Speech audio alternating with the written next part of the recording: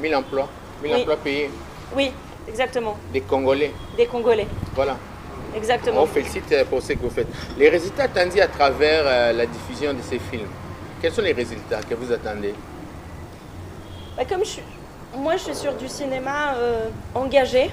Les résultats, c'est que on parle davantage du Congo, de l'Afrique de façon générale, et qu'on en parle avec un narratif peut-être plus positif que celui qui, des fois, peut être... Oui, moi, je veux... En fait, je veux qu'on change le narratif sur les films qu'on propose en Afrique. Voilà, il y a de très belles choses et toutes les productions sur lesquelles moi je travaille et sur lesquelles je m'engage, elles ont cette vocation-là. Elles ont vocation à montrer les choses positives qui sont faites en RDC, les choses qui sont faites aussi de façon positive en Afrique. Et je l'ai fait justement avec Alkidan, ce documentaire. Et bien voilà, Onitsha va avoir cet objectif et c'est le mien aussi. C'est aussi les tiens.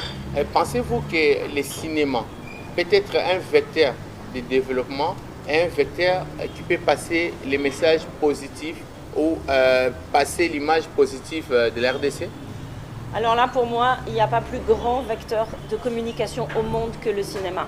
Le cinéma, la musique, ce sont vraiment les deux industries qui peuvent justement passer des messages positifs parce que voilà, quand on produit un film, il peut être diffusé à l'international. Et c'est-à-dire qu'aujourd'hui, avec Internet, avec tous les moyens de communication, ce qui se passe en RDC, en fait, à l'autre bout du monde, d'autres personnes peuvent se rendre compte de ce qui se passe en RDC ou en Afrique et inversement.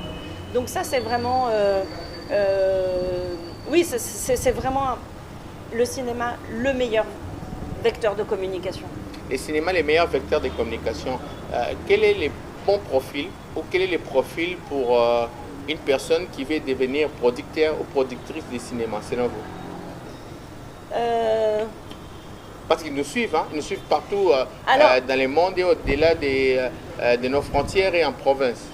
Alors, sachez qu'être producteur, c'est un métier difficile.